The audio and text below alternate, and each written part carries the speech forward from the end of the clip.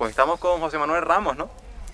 Ese es tu nombre completo, José Manuel Ramos. Ramos González. Ramos González, sí. O sea que bueno, pues digamos que el nombre artístico la gente me conocía incluso desde pequeñito, José Manuel Ramos. Sí. Bueno, así me quedé. Y naciste en La Punta. Bueno, nací en el hospital porque ya de mi generación, creo que fue el primero o segundo año que ya no nacimos en La Punta. Tengo amigos yo tengo 53, pues de 55 que nacieron en su casa de La Punta, ¿no? Y ellos siempre están, no, nosotros nacimos, somos punteros, Sí. tú eres de Santa Cruz y viniste a los 3 días. Pero digamos que, bueno, sí, pasé toda la infancia en La Punta. Luego mis padres montaron un bar en la Avenida Trinidad. Sí.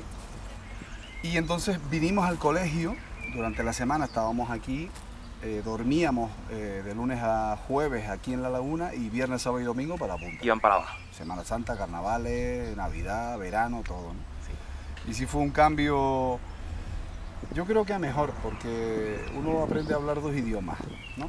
Entonces me acuerdo que se reían de mí por palabras que decía, no palabras maldichas, sino Sí. palabras que ellos no conocían y se reían. Entonces, por eso digo del doble de los 2 idiomas, ¿no? Hablaba, digamos, conocía las palabras antiguas y que decía mi familia y ellos no. Entonces, El puntero y el lagunero. exactamente. Y el lagunero tiene su retranca, ¿eh? No te creas tú. Entonces, en ese momento no me di cuenta, pero años después en el instituto sí fui consciente de que yo tenía ahí un fondo de armario que ellos no tenían. Sí, señor. Entonces eres del 67. Del 67. 67. 21 de julio del 67. ¿Y desde joven ya te dedicaste a la música o estudiaste otra cosa y después te fuiste...? No, yo fui haciendo el colegio, el instituto y ya empecé, y gracias a Benito Cabrera, éramos muy amigos porque él iba por la cafetería y mi madre era la madrina de la agrupación folclórica universitaria, entonces nos veíamos casi todos los días, ¿no? Sí. Y entré a formar parte de la AFU y él fue un momento en el que se empezó a dar clases en los colegios de música tradicional, de folclore, como decíamos en esa época. Y él se vio desbordado, él y su hermano Eusebio iban a Santa Cruz, a Tacoronte, y me dijo, mira, hay 2 colegios aquí en La Laguna que necesitan un monitor y yo ya no puedo, no tengo horarios para eso. Le dije, Benito, pero yo creo que tenía 16 años o algo así. Tío, si tú enseñas lo que tú sabes, que ya eso es lo que ellos quieren. Folías, isas, berlinas, las polcas, todo. Y empecé a dar clases. Sí. Entonces terminé el instituto y seguí dando clases y me llamaron los sabandeños. Sí. Con lo cual ya posibilidades de estudiar, ninguna, ¿eh? Bueno, posibilidades, quiero decir, yo decidí tirar por ahí. Sí. Y me volqué completamente hasta que... Yo creo que ya a partir del 88 o algo así empecé a vivir de eso, quiero decir. Profesionalmente de la música, del folclore y de... Sí. El folclore que aprendiste, lo aprendiste imagino con tu familia, tenías la mejor escuela desde chico. Claro, date cuenta que yo con 8 años los Reyes me dejaron una guitarra, Sí. no la pedí. Mi madre le pidió a los Reyes una guitarra y yo me acuerdo que me dejaron un tren circular que había que montar y tal. Yo por la tarde ya estaba harto del tren, porque cuando eso, después había que comprar los raíles para hacerle más camino, pero Sí. era redondo, ¿no? Sí. Y cogí la guitarra. Entonces mi madre, que sabía tocar pues muy poquito, ella era más del timple, me enseñó los acordes el mismo día de Reyes. Esto es así, nunca me lo he inventado, es así. Y ya por la tarde, que estaba aburrido de eso, y dentro de todo el ambiente de la rondalla, porque yo la acompañaba a las romerías, a las actuaciones, iba vestido de mago, que están las fotos ahí, yo con una varilla, como si fuera el palo del salto del pastor. Sí. Y que ahora no me acuerdo cómo llamaban eso, tenía un nombre también. Y entonces, claro, era de forma natural, me fue metiendo en eso y cuando me dejaron la guitarra, empecé en clases en el colegio de Navalasalle, que es donde yo estaba. Y eso fue pues en enero. Yo creo que ya en marzo, abril formaba parte de la rondalla del colegio. Fue rapidísimo, yo no hacía otra cosa que eso, estaba todo el día. Y luego fue así, cuando aprendí a tocar el timple, mareé a mis hermanas, a mi tía, a mi madre. No cállate ya con eso, pues estaba todo el día con él. Y por eso, el nacer en medio, mi madre dirigía la rondalla, entonces, Sí. quiero decir, a veces no pasa, pero es que todo apuntaba a eso, ¿no? Y entonces, digamos que llegué al folclore en general a través de, o sea, llegué al grupo, a los grupos que Sí, luego, posteriormente. la AFU, todo eso, a través del folclore. Hay gente que llega al folclore a través de los grupos. Entonces yo lo tenía en la sangre y eso me ha servido hasta hoy, que me da la posibilidad de distinguir entre lo más o menos genuino y lo edulcorado, que a veces, bueno, tú sabes, ¿no? Después te pregunto por eso en particular, porque creo que da para hablar. ¿Cómo era la parranda que tenían en la punta que dirigía tu Mi madre? madre. Era toque y baile. Toque baile. Entonces se hacían los bailes de la zona, folías, isas malagueñas, seguidillas y saltonas, una mazurca muy popular de allí, que además un profesor tuyo, Fernando, hizo una vez. La mazurca de la punta La famosa. mazurca de la punta, la polca, que la polca es una variante de la polca del ratón, esa es muy conocida por todos Sí. lados. Y luego otras cosas no tan populares que eran más difíciles de cantar, como el canto del huellero, las seguidillas manchegas, y que todo eso lo recojo en un disco que lleva 2 años cocinándose, de la música tradicional de la punta, en el que meto a gente fallecida y todo eso gracias a la informática digital Sí. que la tenemos a nuestro servicio.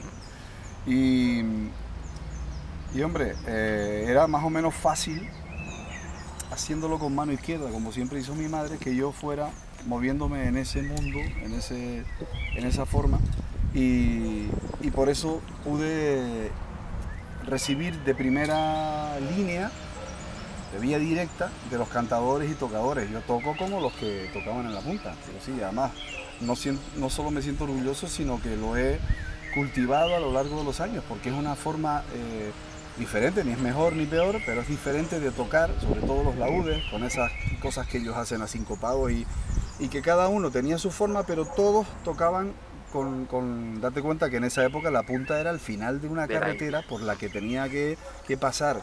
Era la carretera de las Barranqueras, no es la de hoy, era una carretera que iba serpenteando siguiendo las barranqueras, que eso se cayó un montón de veces hasta que Obras Públicas hizo lo Sí, que la está hoy. carretera actual. Entonces yo creo que eso particularmente, estando tan extraviado, posibilitó que esos estilos y esa forma se mantuviera tanto tiempo. Sí.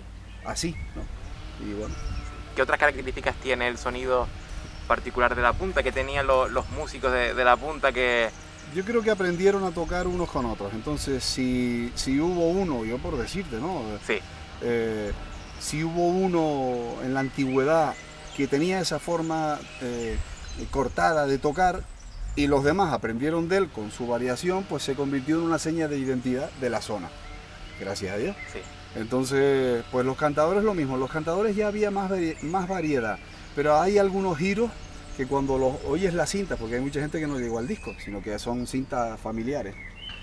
Y entonces los oyes y dices, va, claro que es de la punta, hace alguna cosa, pero luego era una variedad tremenda. Mi madre se ha ocupado siempre de decirlo en televisión, que en la punta no era la familia Ramos solamente, había un montón de gente, pero que no llegó al disco, gente que no tenía la seriedad De comprometerse. de ir a ensayar, gente que pues, a veces abusaba un poco de las amanecidas y las parrandas, y mi abuelo decía que no se podía contar con ellos porque ellos cuentan que una vez vinieron a la laguna con la expectación que siempre tenía la rondalla de la punta, y algunos de ellos se metieron en los ventorrillos y a la hora de actuar estaban borrachos y mi abuelo no los dejó subir. Usted no se Entonces sube. esa era la cosa con la que tenían que lidiar, pero uno escucha esos estilos en las cintas y bueno, muchos de ellos están en el disco. Sí. Cosas que ya no se hacen porque ni siquiera ellos han tenido descendientes que hayan seguido con eso. Entonces son estilos que se murieron ahí. Y menos mal que uno los oye y habla de ellos, porque si no, en fin. Se queda ahí. Los timplistas, centrándonos un poco en los timplistas de aquella época, de aquella parranda, tu madre, imagino, como timplista, y también el personaje de Alfredo Gutiérrez, el Alfredo rubio. Gutiérrez, sí, lo que hacían ellos era acompañar, mi madre incluso, era acompañar, el timple era un instrumento de acompañamiento. Aunque sí es verdad que desde que hubiera alguien medianamente con talento, no punteaba, pero sí los rajeos eran más complicadillos y entonces, bueno, lo dice la copla, la parranda en el timple manda, en la parranda el timple manda, dice la copla. Entonces, porque mientras que las púas aunque fueran de acero, y la guitarra hicieran algo de ruido, pues el timple se llevaba la bullanguera. Timple de 4 cuerdas, aunque había gente que tocaba de 5, porque decir, bueno, el maestro de Benito, Argelio Rojas, Sí. decía que él no estaba de acuerdo con lo de las 4 cuerdas. Claro, lo que pasa es que Benito decía sí, don Argelio, pero es que casi todo el mundo tocaba el de 4 porque era más fácil. Subían la quinta cuerda, la ponían detrás y tocaban como los acordes de la guitarra, aunque tuviera otra afinación. Y era más fácil, ¿no? La mano derecha sí dependía del talento de cada uno.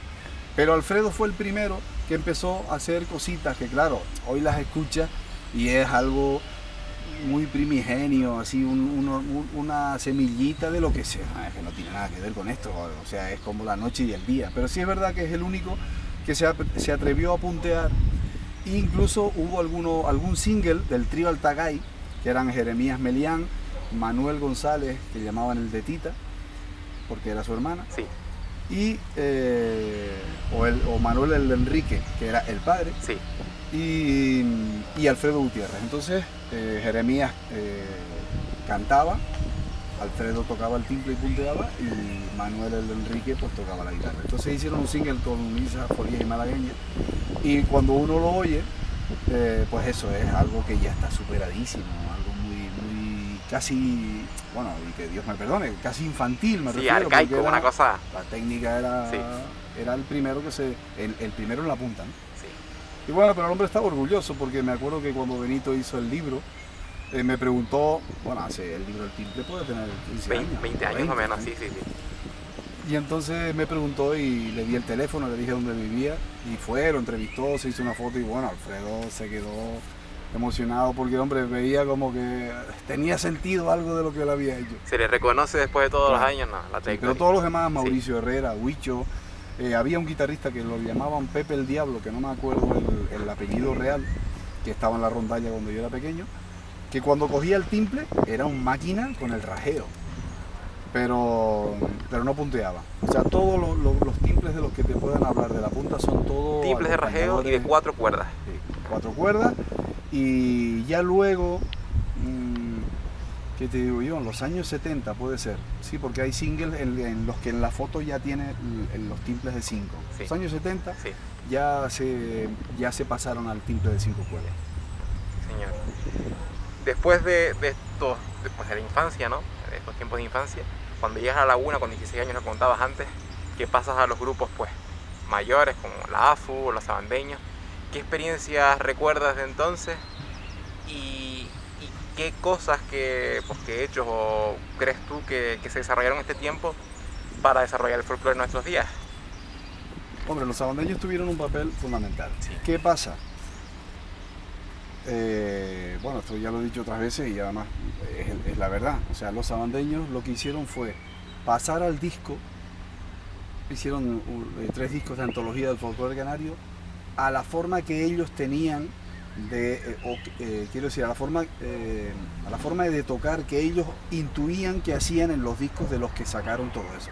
La polca majorera, el folclore canarión, Lanzarote, todo. ¿Qué pasa? Que todo el mundo empezó a hacerlo así. Entonces ahí se produjo un hachazo. Por un lado fue el boom de la música tradicional, la gente empezó a decir, bueno, si unos universitarios están haciendo eso, pues a lo mejor es que tiene su valor la música esta, ¿no? Ay, pues mira, qué bien, qué bien. Pero la parte negativa, que es la verdad, yo no, imagínate, yo soy sabandeño, pero sí es verdad que oyendo los discos ahora, dices tú, uff, macho, claro, la forma de tocar, de acompañar, todo eso fue una patada al original, ¿no?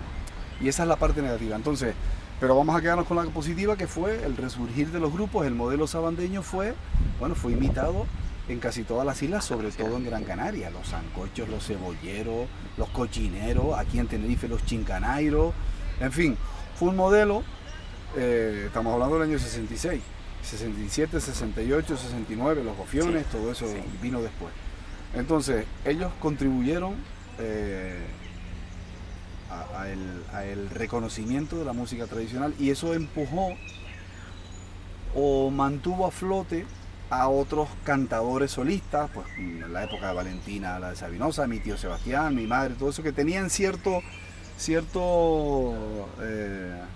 cierta popularidad desde los años. Date cuenta que Sebastián fue el primero que grabó música tradicional en el año 28 en Barcelona, para discos Odeón, Isa, Folías y Malagueña. Entonces, luego vino María Mérida, que fue la primera mujer, Mari Sánchez, todo eso, pero en la noche de los tiempos ya gozaban, los Ramos de la Punta gozaban de esa popularidad, el programa Tenderete, el antiguo, el de blanco y negro, y digamos que la gente que se sentía menospreciada por dedicarse a eso, pues vio como que tenía sentido eso que ellos hacían y reconocimiento.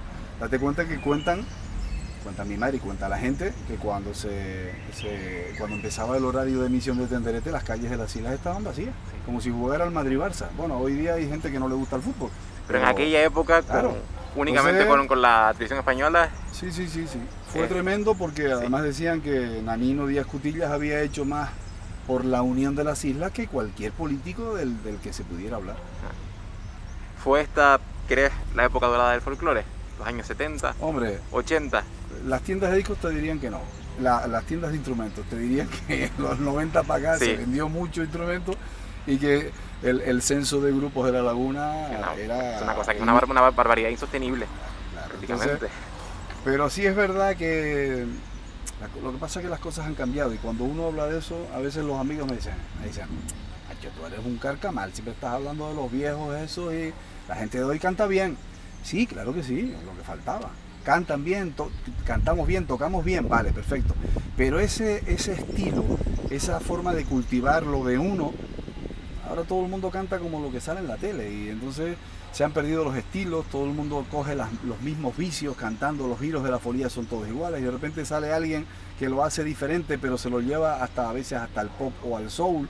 Entonces estamos en un momento crítico en cuanto a estilo y en cierta forma identidad también. Pero hombre, ahora se le tiene mucho respeto a la música tradicional e incluso hay cada vez más gente que, como tú, que se interesa en buscar en cómo era la cosa anteriormente. Pero sí es verdad que viendo programas antiguos, escuchas a los cantadores de esa época y es porque no era solo la voz, sino también es el paquete completo, la forma que tenían, el artista. La presencia, era como los actores del Hollywood viejo. ¿Los de ahora no valen? No, claro que sí. Pero cuando ves películas en blanco y negro y dices... Aquello es otra cosa. Aquello es otra cosa. Pues esto yo creo que, sin ser todo lo que digo exactamente así como digo, creo que se ha perdido personalidad. Sí. No, si me oye alguien me van a matar. Entonces, en los años 70 hay como un corte entre tiempos. Sí, hasta entonces, ¿qué función tenía el folclore y cómo cambia después la función del folclore social? Hombre, se lleva a los escenarios y entonces lo que se hacía al llegar las fiestas populares en cada uno de los pueblos, aunque ya antes se hablaba de la rondalla, por ejemplo la rondalla de la Punta iba a Buenavista, se iban después de almorzar o por la mañana pasaban ahí, se llevaban la comida, entonces actuaban por la tarde, todo sin cobrar, claro. Por la novelería. Se empezó a cobrar a finales de los años 60. Mi madre tiene una anécdota buena de una de las primeras actuaciones que se cobraron en el año 70, 71, por ahí, y fue a casa de mi tío Sebastián a darle su parte. Dice, mire tío, que le traigo el dinero de la actuación que el otro día nos pagaron. Y entonces él, cuando vio el dinero, que no, mi madre nunca se acuerda de cuánto era, pero ¿qué puede haber sido? Yo qué sé, no sé. Y dice, no, mi niña, tú repártelo con el grupo y me das a mí la parte que me toca. Dice, no, es que esto es lo que le toca a usted. Y el hombre, que tenía ya 70 y pico años, fue la primera vez que cobró por el arte que él tenía, ¿no? Entonces, bueno, la pregunta tuya. Hasta los años 60, digamos, por poner una década, el folclore era espontáneo, todo era música tradicional, se hacía pues no solo la música tradicional, sino todas las manifestaciones, ya fuera el diablo de Garafía, los carneros o sea, todo tenía su función, era un folclore, digamos, que tenía su función dentro de las fiestas patronales de cada sitio, aunque fuera de la ciudad. ¿Qué pasa? Que luego se lleva al escenario. Muchas de ellas van perdiéndose porque no hay gente joven que lo haga. Eso siempre ha sido así. Sí. Me acuerdo que hay un programa que hizo Cutillas entre el Tenderete en blanco y negro y el de color, un programa que se llamaba El Pueblo Canta, del año 77, que entrevista a Manuel Betancourt, uno de los cantadores de Lanzarote. Y ya en ese año, el hombre, Cutillas, le dice, bueno, ¿cómo ve usted la música, los jóvenes? Bueno, le pregunta así como, ¿y cómo ve la música, el folclore de hoy? Y tal. ¿Qué va? La gente joven ya no hace las cosas como se hacían antes. En esa época, o sea, imagínate, ¿no? El hombre, ¿qué escucharía él, no? Y me acuerdo que hay aquí un personaje importante, Ángel Hernández, a lo mejor te ha hablado Fernando de él porque fue director de la sección de Pulso y Púa del Orfeón La Paz en los años 50 y 60. Entonces, ese hombre es uno de los laudes de tener en cuenta. Hito. Sí. Ángel Hernández. Tiene 2 nietos ahora los sabandeños, Javi y Toñi, y Fran, que toca exactamente como él. Y entonces, una vez lo vimos en televisión, también hace eso, 25 años, y nosotros en el Orfeón le dijimos a Hito, vimos el programa el otro día y su nieto toca como usted. Dice, no, esa gente no le dedica el tiempo y están haciendo unas cosas ahí que no me gustan nada. Y eso que para nosotros tocaba igual, o sea que los viejos siempre, yo me veré también seguramente como mi madre diciendo que todo está perdido, ¿no? Siempre lo de antaño fue mejor. Siempre fue mejor, ¿no? Claro, en esa época no tenían otra cosa que hacer, tocar, cantar y nada. Ahora a los pibes con un iPad o un móvil, tenerlos 1 hora en clases extraescolares practicando la guitarra, que eso es un instrumento, bueno, y eso, la guitarra, tú imagínate el violín o lo que sea, cada vez se reduce más el tiempo. Tú sabes que eso es ensayo-error, y no suena el la, y a la clase siguiente tampoco le suena. A los chiquillos que hacen, se aburren, porque no ven ningún adelanto, y eso que uno le pone, y así consigues más o menos mantener al piberío, ¿no? Entonces, hasta esa época, lo que estábamos, se mantiene, digamos, funcional. Luego ya pasa a los escenarios, y pierde ese carácter, pero bueno, también dio grandes momentos. O sea, todos esos cantadores que cantaban en las fiestas de su pueblo, pues subieron al escenario, se crearon muchos más grupos y la gente, con la llegada de la televisión, pues vio a los cantadores de otros sitios, de otras islas, que antes de eso no tenían oportunidad. Y quizás sin ese boom, el folclore no se hubiera mantenido hasta el día de hoy, ¿no? No sé si se hubiera mantenido, porque dado ahora se ha recuperado casi todo, incluso tradiciones muertas, que la gente se empeña, la gente de los pueblos en los que se hacía, y lo vuelven a sacar, ¿no? Pero hubo ahí una época en la que, por el orden natural de las cosas, esas cosas se van perdiendo, va cambiando la ocupación de la gente joven, y veían casi como una vergüenza dedicarse a eso. Eso siempre ha sido así, entonces como que les afrentaba que los vieran haciendo el baile del vivo en el hierro, bueno, ahí precisamente no es de los peores sitios, ¿no? Y se habría perdido, pues no sé, pero sí es verdad que se habría ido perdiendo muchas más cosas. La televisión y estos programas de Cutillas y más programas como esos, de repente hicieron, como te dije al principio de la entrevista, que la gente dijera, coño, pues es importante lo que estamos haciendo aquí, y nosotros lo hacemos bien, y la gente... Después de los años 70 y 80 formaste parte de los sabandeños. ¿Qué recuerdos tienes de toda esta época, que yo creo que llega hasta los años 90, por ahí puede ser? En los sabandeños hasta el año 2001. Hasta el año 2001. Sí, febrero de 2002. Sí. Y desde el 89. Antes de eso estuve en la agrupación folclórica universitaria, en la que tuve oportunidad de conocer de primera mano también, porque el AFU fue un grupo que aunaba gente de todas las islas. Entonces cada uno de los bailadores enseñaba el baile, pues, de La Palma, de Lanzarote, de Fuerteventura, y claro, esa era una forma de tenerlo también de primera línea. No se miraba en la tele cómo lo hacían, sino que, digamos, que lo enseñaba cada uno de los componentes, y en el toque pasaba lo mismo. Entonces, digamos que ahí pues dio una vuelta de tuerca más a la experiencia que tenía, aprendiendo otras cosas. Y luego en los sabandeños fue tremendo, porque ahí me llegué a un universo de música en español sudamericana que no conocía. Y no solo por el Fidio, sino algunos componentes más, como Agustín el Fósforo, toda esa gente que tenía una discografía tremenda. Y bueno, se me abrió todo un universo diferente. Y bueno, fui testigo de momentazos, de actuaciones, no solo aquí, sino en la península también, en la que, como siempre he contado, había momentos que parecíamos los Rolling Stones allí, con el fervor y la admiración que había, ¿no? Siendo uno consciente de que a veces las cosas que uno estaba haciendo pues estaban un poco cambiadas, ¿no? Pero bueno, yo qué sé, decía, bueno, cierra los ojos y para adelante. Sí, el momento. Después de eso llega el momento de la parranda Fue al de mismo tiempo. cantadores. Fue al mismo tiempo, porque mismo la tiempo. parranda fue en el 95. Ah, bueno. O sea que ya... Hubo un solapamiento ahí de un par de añitos. Sí, porque además no fue creada la parranda, sino me llamó Cándido López de Producciones Oye y me dijo, mira, ahora en junio son las fiestas de los Realejos y para la noche del Festival Siete Islas habíamos pensado hacer un concierto de cantadores, ¿no? Sí. ¿Qué te parece? Y dije, bueno, ¿cuánto? 6, 8, vale, bueno, bien. 8 cantadores y una parranda detrás que acompaña. Isa Folías malagueñas, mi madre que estaba porque se hiciera el arroz, yo hacía el canto del boyero de la punta y tal. Vale. ¿Qué pasa? Que aquello, bueno, esa noche la gente se levantó porque vino Olga Serpa de Gran Canaria, del grupo Mestizay, estaba Melquiades, Calaya Rodríguez, Fabiola Socas, toda Candelaria de aquí de la Laguna también. Las grandes voces. Las grandes voces de... Claro, y eso fue un suceso. Y entonces Cándido me llamó a la semana siguiente y me dijo, oye José, si seguimos ofreciendo esto, ¿tú qué crees? Pero Cándido, aquí hay gente de Achamán, la parranda, Achamán, sí. Los sabandeños, Aitami, Garoé. Esto es un riesgo, pero bueno, vamos a tirar para adelante a ver y tal. Y entonces siempre fuimos como sustituyendo a gente hasta que ya en el año 2000, ¿qué te digo yo?